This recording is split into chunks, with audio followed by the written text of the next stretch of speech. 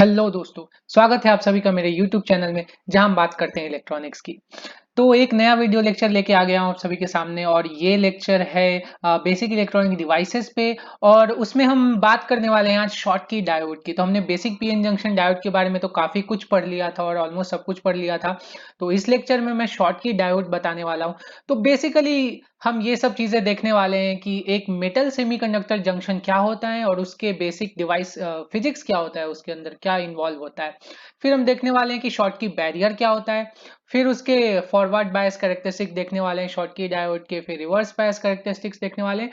और फिर लास्ट में देखेंगे कि क्या उसके एडवांटेजेस एंड लिमिटेशंस हैं और यूज कब यूज करना है नहीं करना है वो सब हम देखेंगे। ठीक है, तो स्टार्ट करते हैं।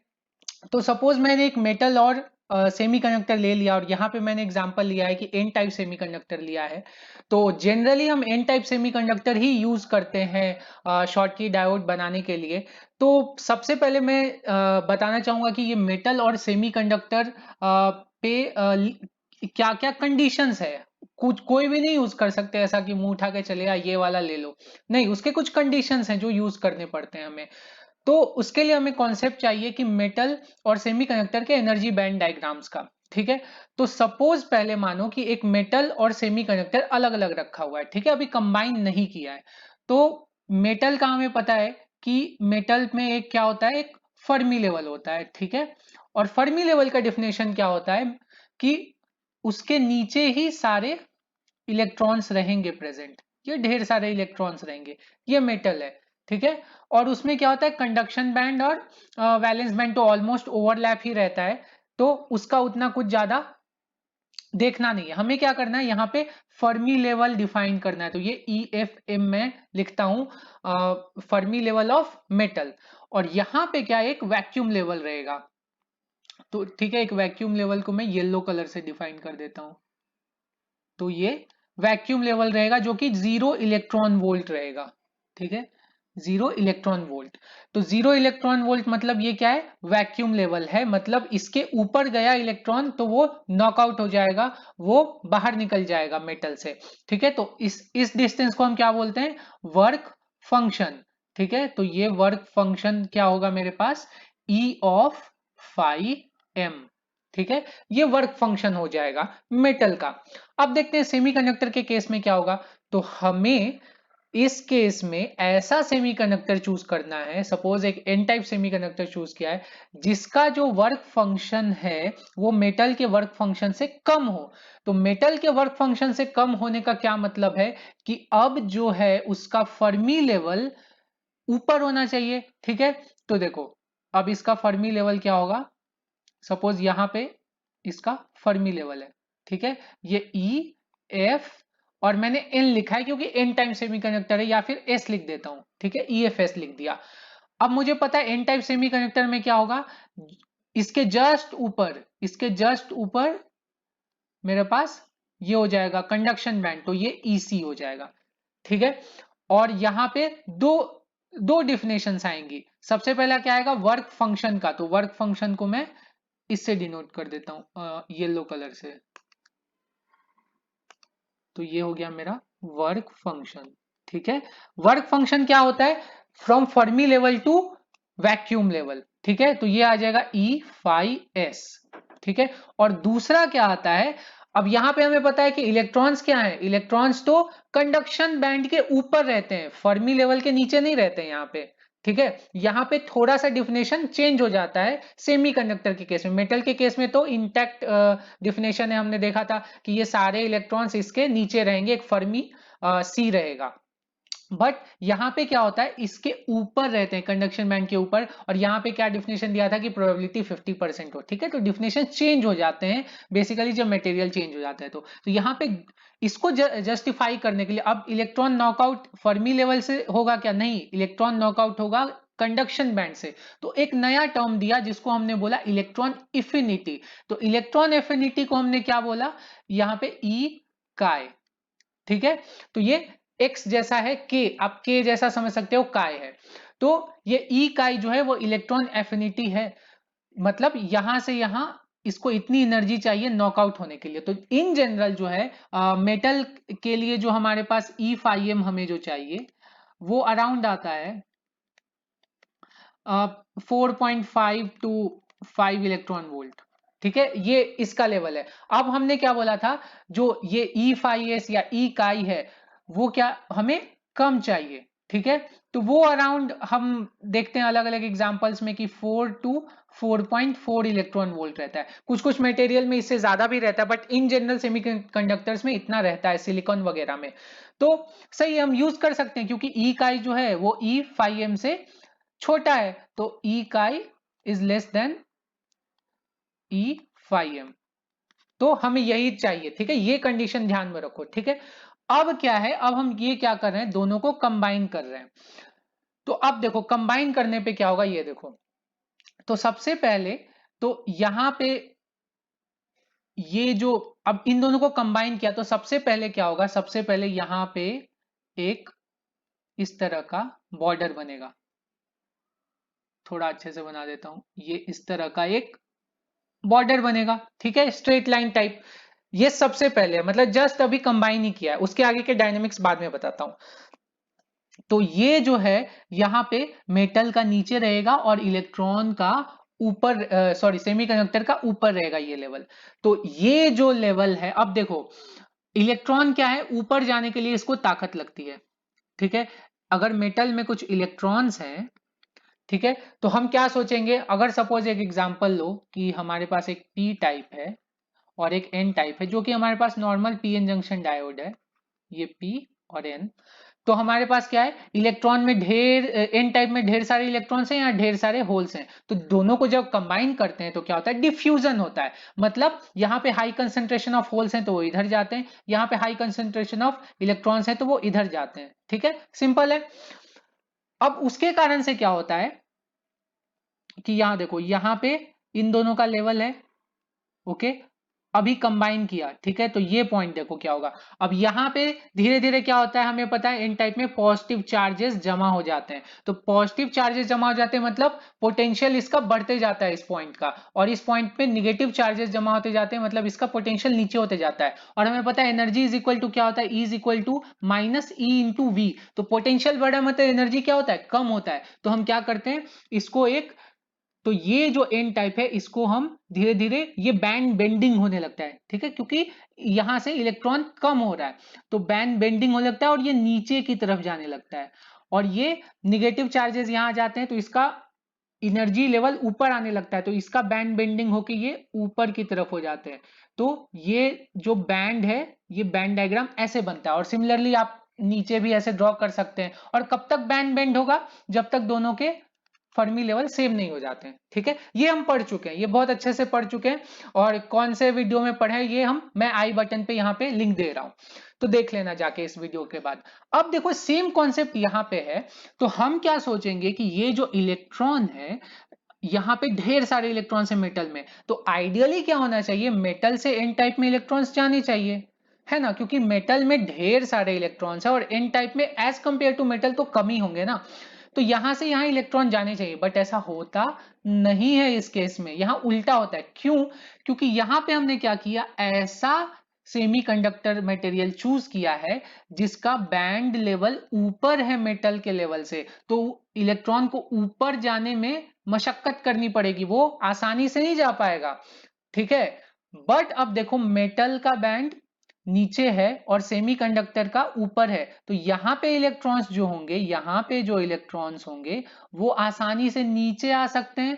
ठीक है, क्योंकि उनके लिए तो एकदम ही वाटरफॉल जैसा है, ये पानी नल खुला और ये धर धर धर धर ग्रेविटेशनल फोर्स के तरह नीचे आ गया। तो इलेक्ट्रॉन्स क्या होंगे, वो एन टाइप टू मेटल की तरफ जाएंगे जब भी हम इन दोनों को कंबाइन करेंगे। तो ये समझ में आया कि मेटल से एन टाइप क्यों नहीं जाएंगे। तो ये जो बैरियर है, ये जो बैरियर है इसी को हम बोलते हैं शॉर्ट की बैरियर। तो ये जो बैरियर है यहाँ पे इतना दूर का, इसी को हम बोलते हैं शॉर्ट की बैरियर, जिसको 5b से डिनोट करते हैं। ठीक है, तो शॉर्ट की बैरियर क्या है, ये शॉर्ट की बैरियर ये रुकावट पैदा करता है मेटल से इलेक्ट्रॉन को सेमीकंडक्टर में जाने के लिए। ठीक है, तो इसको मैं क्या लिख सकता हूं शॉर्ट की बैरियर को, तो 5b is equal to Schottky barrier.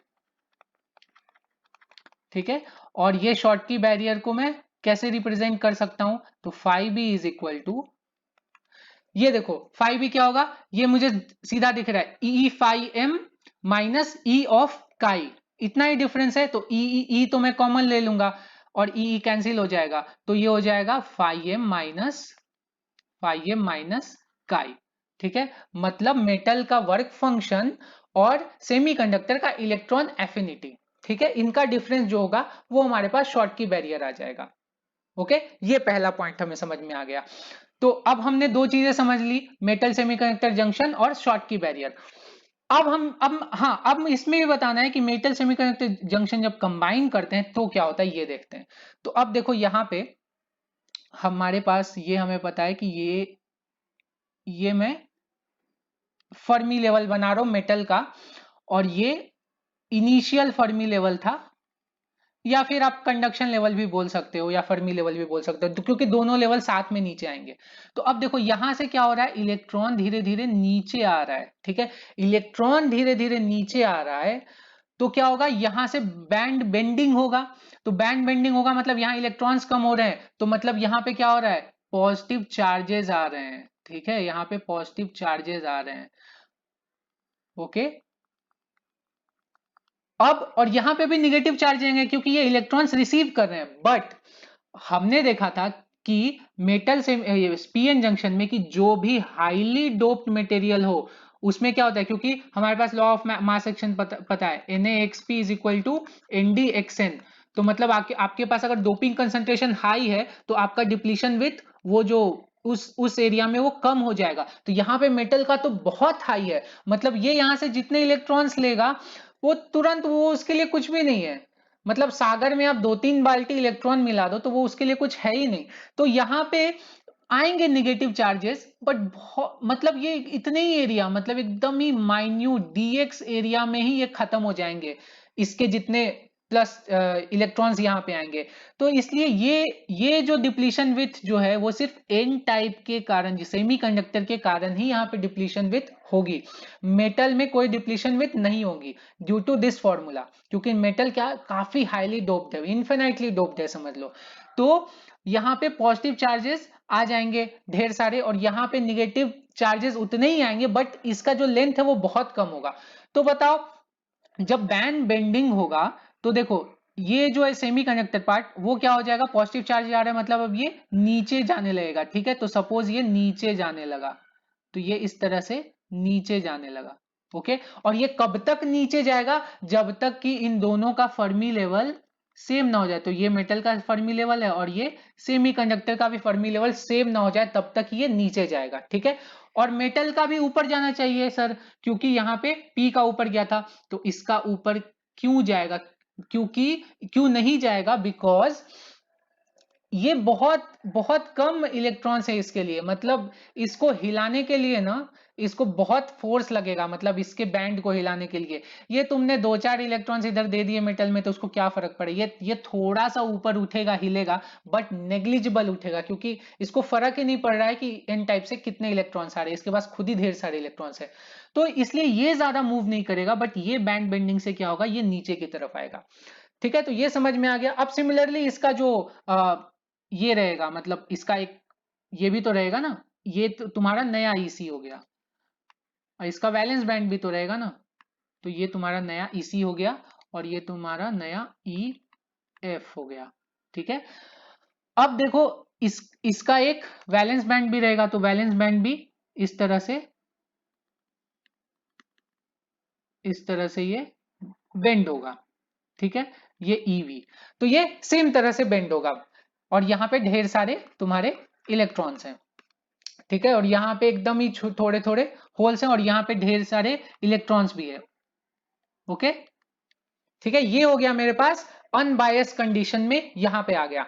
तो अब अनबायस कंडीशन में क्या होगा कि यहाँ पे ये जो डिफरेंस है वो क्या हो गया, अब ये पोटेंशियल डिफरेंस हो गया यहाँ पे, तो इसको ये क्या हम जानते हैं, बिल्ट इन पोटेंशियल है, तो बिल्ट इन पोटेंशियल कितना हो जाएगा, इतना हो जाएगा, ये हो जाएगा मेरे पास VB आई, और इसको ई से मल्टीप्लाई करूंगा क्योंकि एनर्जी डायग्राम में है तो सब कुछ ई से मल्टीप्लाई करूंगा वोल्टेजेस को। तो बिल्ट इन पोटेंशियल क्या हो जाएगा मेरे पास, तो VBI इज इक्वल टू, अब देखो बिल्ट इन पोटेंशियल उतना होगा जितना ये नीचे खिसका, तो नीचे कितना खिसका, नीचे उतना खिसका कि ये जो फर्मी लेवल है वो सेम हो जाए। तो पहले फर्मी लेवल इतना ऊपर था और अब फर्मी लेवल नीचे आ गया है।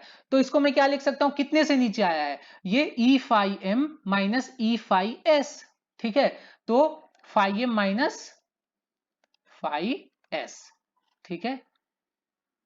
तो ये मेरे पास ये बिल्ट इन पोटेंशियल आ गया। तो दो फॉर्मूले हो गए, एक शॉर्टकी बैरियर का हो गया और एक बिल्ट इन पोटेंशियल का हो गया। अब देखो, अब मैं क्या करता हूं, इसको फॉरवर्ड बायस करता हूं। ये तो सब समझ में आ गया कैसे इसका मैकेनिक्स काम कर। अब क्या कर रहा हूं, इसको मैं फॉरवर्ड बायस काम कर रहा हूं, मतलब फॉरवर्ड बायस दे रहा हूं। तो फॉरवर्ड बायस इसमें क्या होगा, अब देखो फॉरवर्ड बायस, अब दोनों तो इलेक्ट्रॉन इलेक्ट्रॉन ही दिख रहे हैं, तो किधर पॉजिटिव दे। तो देखो मेटल को पॉजिटिव दे के मतलब है क्या, क्योंकि मेटल को तो ढेर सारा देना पड़ेगा तब जाके ये ऊपर उठेगा, वो उठेगा कि नहीं इसका भी कोई गारंटी नहीं है, क्योंकि इसमें ढेर सारे इलेक्ट्रॉन्स है, तो ऐसे ही खा जाएंगे पॉजिटिव को।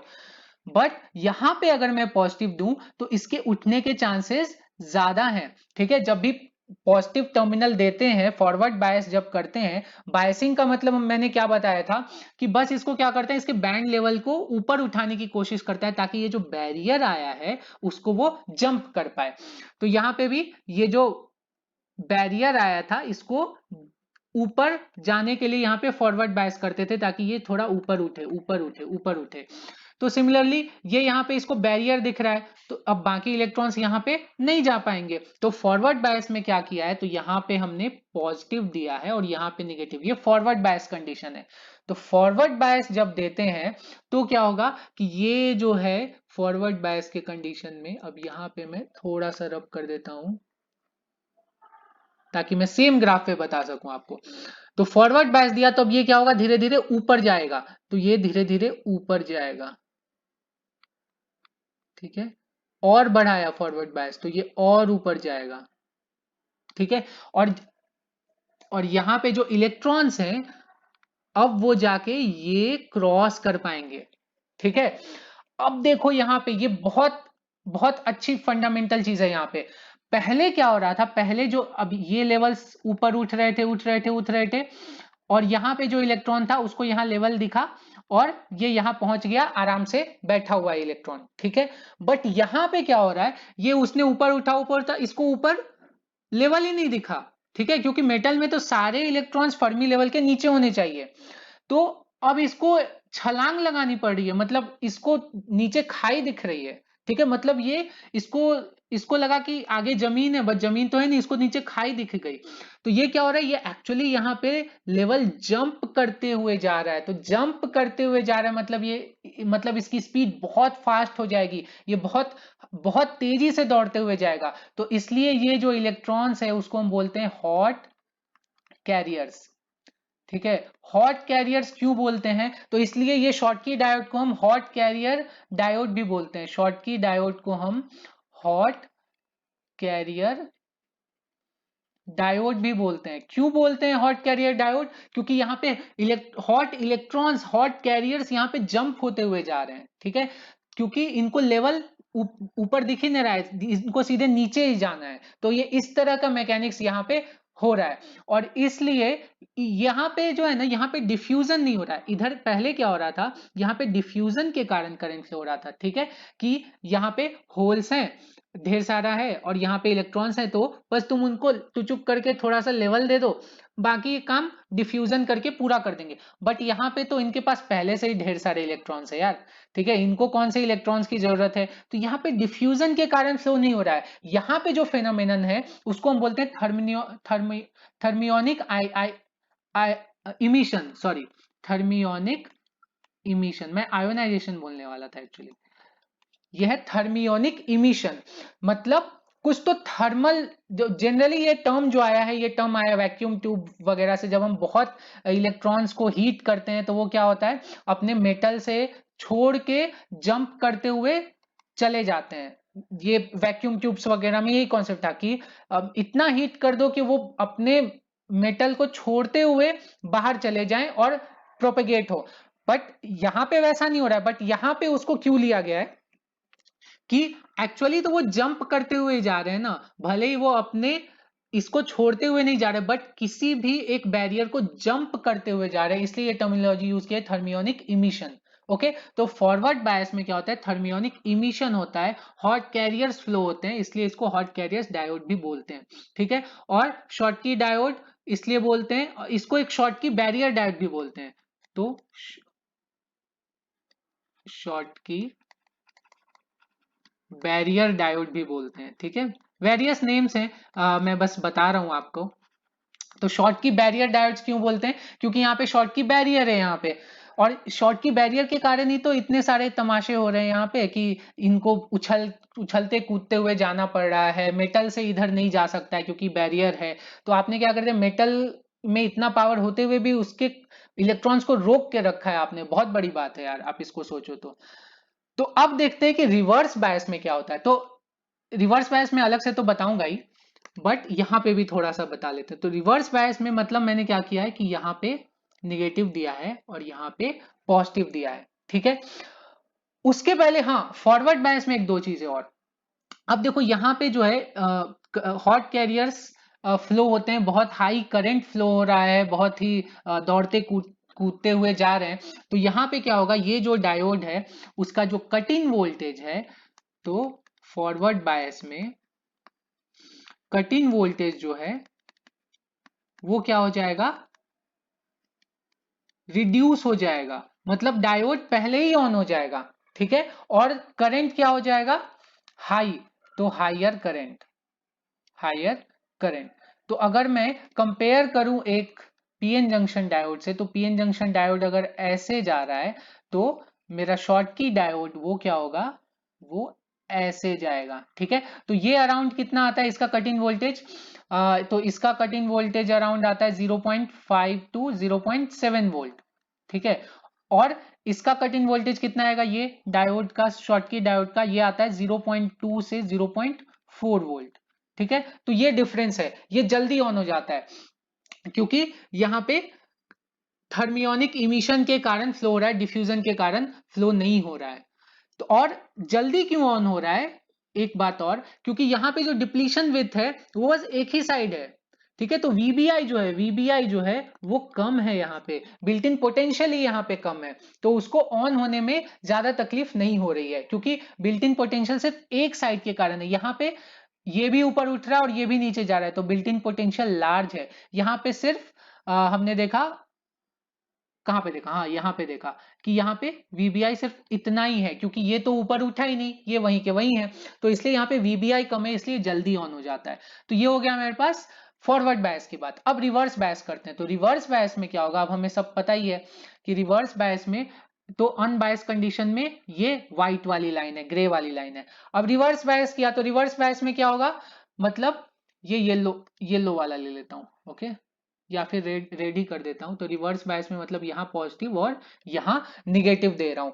तो अब निगेटिव दे रहा हूं मतलब क्या होगा कि यहाँ पे निगेटिव दे रहा हूं मतलब यहां से इलेक्ट्रॉन्स में और बाहर निकाल रहा हूं, यहां पे इलेक्ट्रॉन्स में और बाहर निकाल रहा हूं। तो इलेक्ट्रॉन्स और बाहर निकाल रहा हूं मतलब यहाँ पे पॉजिटिव चार्जेस और क्या हो जाएंगे, बढ़ जाएंगे। ठीक है, ये ग्रे वाले पॉजिटिव चार्जेस में अनबायस कंडीशन में बनाया था। जब पॉजिटिव यहाँ पे दूंगा तो ये पॉजिटिव चार्जेस यहाँ पे कम हो जाएंगे। ठीक है, क्योंकि इलेक्ट्रॉन्स उधर की तरफ चले जाएंगे। अब क्या होगा, पॉजिटिव चार्जेस बढ़ते जाएंगे यहाँ पे। ठीक है, धीरे धीरे और बढ़ते जाएंगे। ओके, तो और क्या होगा यहाँ पे, ये धीरे धीरे और नीचे होते जाएगा। ठीक है, धीरे धीरे ये, और ये क्या हो गया, एक सेकंड रुकना, हाँ, ये धीरे धीरे और नीचे होते जाएगा, तो ये भी धीरे धीरे और नीचे होते जाएगा। तो ये नीचे होते जाएगा तो क्या होगा, अब देखो नीचे होते जाएगा तो यहाँ पे यहाँ पे करंट आइडियली तो फ्लो नहीं होना चाहिए, बिकॉज ये इलेक्ट्रॉन्स है, यहाँ पे इलेक्ट्रॉन्स है, ये इधर तो जा नहीं पाएंगे, और यहां से इधर इलेक्ट्रॉन आने का तो सवाल ही नहीं पैदा होता है। तो इसलिए यहाँ पे क्या होता है, ये जो करंट है जीरो है। ठीक है, जैसा डायोड में होता है, बट यहाँ पे कुछ और भी मैकेनिक्स होता है। तो आपको ये ग्राफ में मुझे ये समझाना था कि ये जो बैंड डायग्राम है ये कैसे कैसे ऊपर नीचे शिफ्ट हो रही है विथ रिस्पेक्ट टू बायसिंग। अब हम अलग से रिवर्स बायस कंडीशन के लिए देखते हैं। तो ये जो एरिया है ये इतना जो एरिया है इसको मैं एक जूम्ड वे में बना लेता हूं नीचे। ठीक है, तो मेरे पास ऐसा कुछ है ये। ठीक है, और ये इनिशियल फर्मी लेवल है। बट अब क्या हो रहा है, ये रिवर्स बायस मैंने किया है, तो रिवर्स बायस के कारण क्या हो गया, ये नीचे चला गया है। ठीक है, और इसका फर्मी लेवल भी ये इस तरह से फर्मी लेवल भी नीचे आ गया। ठीक है, कोई कोई भी नीचे आएगा तो पूरा का पूरा बैंड ही नीचे आता है। ठीक है, अब क्या होगा कि यहां से तो दिख रहा है जंपिंग पॉसिबल है नहीं, तो क्या होगा, अब ये इलेक्ट्रॉन्स को देखो, यहां पे इलेक्ट्रॉन्स हैं। ठीक है, इनके पास कुछ बैंड एनर्जी लेवल्स है। ठीक है, तो यहाँ पे ढेर सारे स्टेट्स रहते हैं, अगर आपको याद हो तो ढेर सारे स्टेट्स रहते हैं। एक सेकंड में ये हटा देता हूं, अब डिस्टर्ब कर रहा है। तो ढेर सारे शेप स्टेट्स रहते हैं, एनर्जी स्टेट्स, और वहां पे क्या होता है, इलेक्ट्रॉन्स फिल होते हैं। ठीक है, अब यहाँ पे भी बहुत सारे एनर्जी स्टेट्स होंगे जहां पे इलेक्ट्रॉन्स फिल होंगे। तो कुछ एनर्जी स्टेट्स होंगे जहां पे इलेक्ट्रॉन्स प्रेजेंट होंगे और कुछ एनर्जी स्टेट्स होंगे जहां पे इलेक्ट्रॉन्स प्रेजेंट नहीं होंगे। तो अब देखो क्या होगा, सपोज यहां पे एक एनर्जी स्टेट है, येलो कलर से, यहां पे एनर्जी स्टेट है जहां पे इलेक्ट्रॉन प्रेजेंट है, और यहां पे सेम लेवल पे एक एनर्जी स्टेट है और ये खाली है। ठीक है, यहां पे सपोज इलेक्ट्रॉन प्रेजेंट नहीं है, तो क्या संभावना ऐसी हो सकती है कि ये जो इलेक्ट्रॉन है ये यहां पे इस बैंड के बीच से टनलिंग करते हुए इधर की तरफ चले जाए। ठीक है, तो इस कॉन्सेप्ट को बोलते हैं टनलिंग। ठीक है, थोड़ा क्वांटम मैकेनिक्स का कॉन्सेप्ट है और इसमें बहुत सारे मैथमेटिकल डेरिवेशंस ऑसिलेशंस इन्वॉल्व है, उसमें तो नहीं जा रहा हूं। बट अगर यहाँ पे एक इलेक्ट्रॉन है इस एनर्जी लेवल पे और उसके ही करस्पॉन्डिंग एक एनर्जी स्टेट अगर खाली है, और यहाँ पे अगर आपके पास एक बैरियर है, तो ये जरूरी नहीं कि उसको क्रॉस करते हुए हमेशा जाए, ये बैरियर के अंदर ही अंदर भी ना वो जा सकता है। ठीक है, और ये हमेशा नहीं जाएगा, इसकी प्रोबेबिलिटी रहती है, जा भी सकता है और नहीं भी जा सकता है। तो सपोज 20% ऑफ द टाइम ये चला गया, सपोज यहाँ पे 10 स्टेट्स ऐसे थे, 10 स्टेट्स ऐसे थे जहां के इलेक्ट्रॉन, और यहाँ पे 10 स्टेट्स खाली थे, तो 10 में से दो दो इलेक्ट्रॉन्स यहाँ से वहां गुजर गए, तो वो 20% के कारण तो कुछ तो करंट फ्लो होगा, तो उसको टनलिंग करंट बोलते हैं। ठीक है, इस कॉन्सेप्ट को टनलिंग बोलते हैं। एक्चुअली ये क्वांटम वेल के कॉन्सेप्ट में आता है, जो कि मतलब बिल्कुल भी हमारे आउट ऑफ द कोर्स है, क्वांटम वेल्स वगैरह बिल्कुल नहीं पढ़ाने वाला हूँ। तो इतना समझ लो कि, और ये टनल डायोड में भी आएगा। ठीक है, ये टनल डायोड में भी इसी टाइप का कॉन्सेप्ट है, तो वो भी मैं बताने वाला हूँ वहां पे फिर से। बट यहाँ पे क्या हो रहा है, टनलिंग के कारण करंट फ्लो होता है रिवर्स बायस में। अब देखो रिवर्स बायस में क्या कर रहा हूँ, धीरे धीरे और बढ़ाते जा रहा हूँ, ये रिवर्स रिवर्स बायस बढ़ाते जा रहा हूं, तो बैंड क्या होगा, और धीरे धीरे नीचे जाएगा। तो बैंड जब धीरे धीरे नीचे जाता है, तो ये क्या होगा, देखो बैंड नीचे जा रहा है, बैंड और नीचे जा रहा है, तो ये क्या हो रहा है, ये दोनों पास पास होते जा रहे हैं, ये दोनों पास पास होते जा रहे हैं, मतलब ये जो टनलिंग है ये और ज्यादा होते जाएगी। ठीक है, तो मतलब रिवर्स बायस में क्या हो रहा है, धीरे धीरे करंट थोड़ा थोड़ा बढ़ेगा ही। ठीक है, और जब हमने इनफ रिवर्स बायस दे दिया है तो ये ब्रेक डाउन हो जाएगा। ठीक है, तो ये ब्रेक डाउन हो जाएगा, और ये जो रिवर्स बायस में है, अगर अगर मैं पीएन जंक्शन की बात करूं तो पीएन जंक्शन में इस तरह का आता है।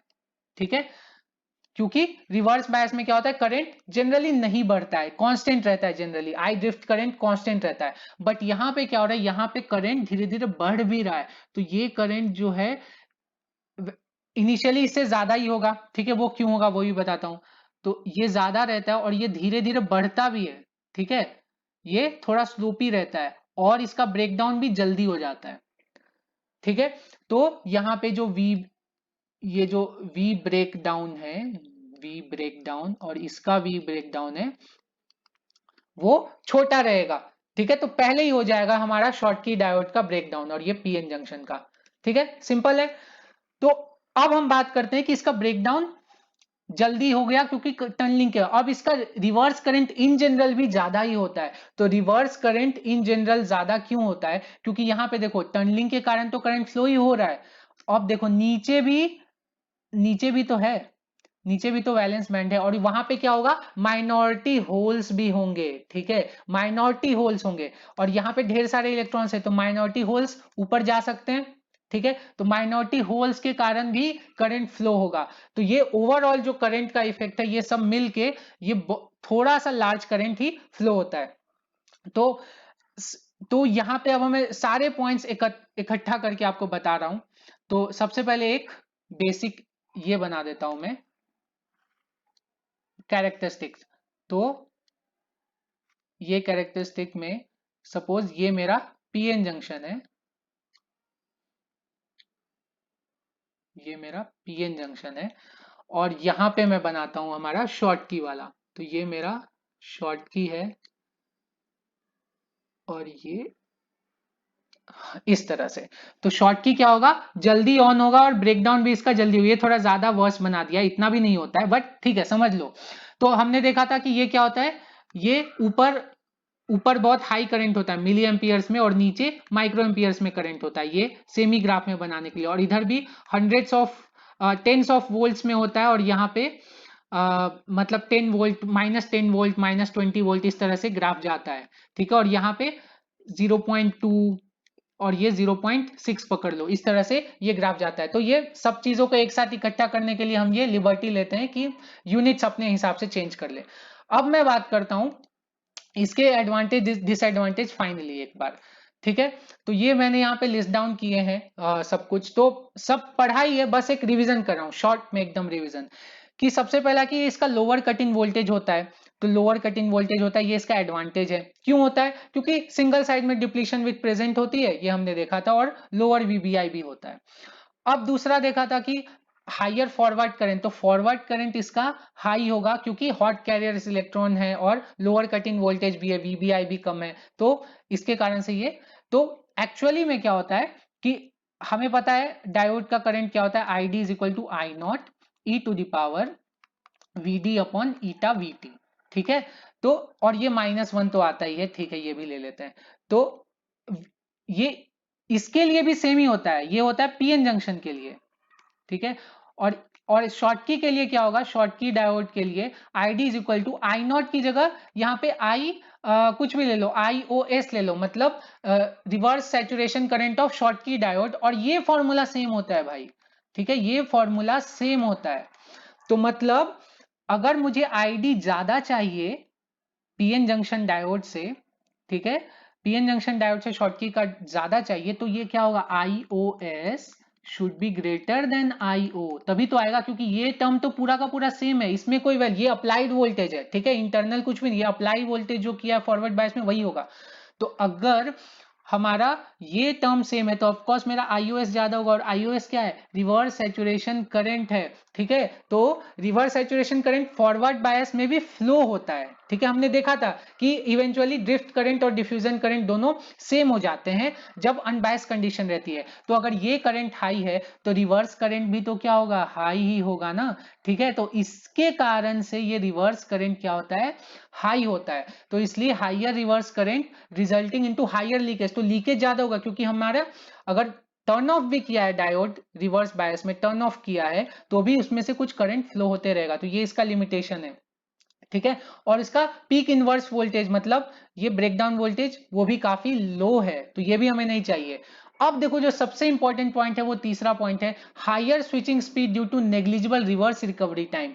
अब देखो रिवर्स रिकवरी टाइम मैंने जस्ट प्रीवियस लेक्चर में पढ़ा था, नहीं अगर आपने देखा है वो वीडियो तो यहाँ आई बटन पे लिंक दे रहा हूँ, देख लेना इस वीडियो के बाद। तो रिवर्स रिकवरी टाइम, ये टॉपिक हम अच्छे से समझेंगे कि रिवर्स रिकवरी टाइम में हमने क्या देखा था, कि अगर एक डायोड है उसको मैंने स्विच किया है, ठीक है, सपोज इनपुट दिया है और उसको दिया है कि ये पहले 0 था और अब 5 वोल्ट या कुछ भी 1 वोल्ट पे जा रहा है, या फिर बेटर है उल्टा करता हूं, ठीक है, ये उल्टा ले लेता हूं कि सॉरी क्या हो रहा है, आजा भाई इरेजर, हाँ।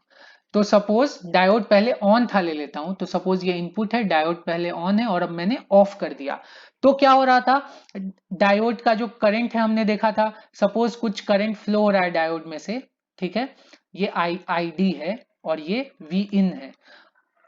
तो इसको जीरो हो जाना चाहिए यहाँ पे, बट जीरो नहीं होता। यहाँ पे क्या होता है, कुछ तो स्टोरेज टाइम के लिए निगेटिव में करंट फ्लो होता है और फिर ये ट्रांजिशन टाइम में जाता है, ऐसे याद आ रहा है। और उसको हमने बोल दिया था TRR, रिवर्स रिकवरी टाइम। तो स्टोरेज टाइम में क्या होता है, वहां पे पीएन जंक्शन डायोड में हमने क्या देखा था, जल्दी से देखा बता देता हूँ कि पीएन जंक्शन डायोड में देखा था कि फॉरवर्ड बायस में यहाँ पे क्या हो रहा है, यहाँ पे पी टाइप में कुछ इलेक्ट्रॉन्स हैं फॉरवर्ड बायस में, और एन टाइप में भी होल्स हैं।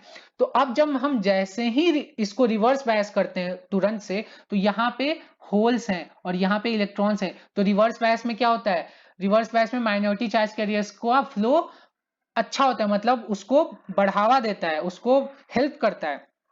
तो यहाँ पे ढेर सारे माइनॉरिटी है और यहाँ पे भी ढेर सारे माइनॉरिटी है, तो ये क्या होंगे, पहले खाली होंगे। तो जो भी इन्होंने स्टोर किया हुआ है चार्जेस, वो सब उनको लौटाना पड़ेगा वापस। तो उसके कारण से ये करंट फ्लो होता है, जिसको हमने स्टोरेज टाइम बोला था। और फिर से ये ट्रांजिशन टाइम, अब सारे चले गए हैं, तो अब वो जो कैपेसिटर तो थोड़ा बहुत लेगा ना चार्ज होने में, तो यहाँ पे डिफ्यूजन कैपेसिटेंस, डिप्लीशन कैपेसिटेंस का भी कॉन्सेप्ट था। बट यहाँ पे क्या है, मेटल और एन टाइप है, ठीक है, मेटल है और एक एन टाइप है। तो मतलब यहाँ पे माइनॉरिटी कहीं है ही नहीं, सब जगह ये इलेक्ट्रॉन्स ही है, हर जगह ये मेजॉरिटी है। तो क्या होगा, यहाँ पे चार्ज स्टोरेज तो हुआ ही नहीं है, मतलब यहाँ पे जो डिफ्यूजन कैपेसिटेंस है, सी डिफ्यूजन, वो है ही नहीं। ठीक है, ये डिफ्यूजन कैपेसिटेंस के कारण ही तो यहाँ पे ये सब हो रहा था। अब यहाँ पे सी डिफ्यूजन है ही नहीं, यहाँ पे सिर्फ डिप्लीशन कैपेसिटेंस है। ठीक है, जो कि जंक्शन कैपेसिटेंस, जो कि हमने देखा जंक्शन कैपेसिटेंस तो होगा ही। ठीक है, एक प्लेट है, एक प्लेट है और यहाँ पे एक जो डिप्लीशन रीजन है, तो डिप्लीशन कैपेसिटेंस तो होगा ही। तो यहाँ पे कैपेसिटेंस का इफेक्ट क्या होगा, कम हो गया। कैपेसिटेंस का इफेक्ट कम हो गया, मतलब जो जो टाइम टू स्विच होता है वो कम हो जाएगा। और दूसरी तरीके से कैसे समझते हैं, स्टोरेज हो ही नहीं रहा है चार्ज का, जब चार्ज का स्टोरेज ही नहीं हो रहा है, तो यहाँ पे ये खाली किसको करेगा, तो ये यहाँ पे बस थोड़ा सा ऐसे नीचे जाएगा और ये तुरंत ऐसे फिर ये हो जाएगा। और हाँ, ये रिवर्स सैचुरेशन, रिवर्स बायस में जो सैचुरेशन करंट जाना है इसको, ये करंट ये तो फ्लो होगा ही। ठीक है, तो होप करता हूँ आपको ये सारे पॉइंट्स बहुत अच्छे से समझ में आए। अगर कोई भी डाउट है तो प्लीज नीचे कमेंट सेक्शन में पूछो, और अगर आपको मेरे वीडियोस अच्छे लग रहे हैं तो सब्सक्राइब करो और लाइक बटन दबाओ। और मिलते हैं नेक्स्ट लेक्चर में एक नई वीडियो के साथ, तब तक के लिए have a nice day, take care.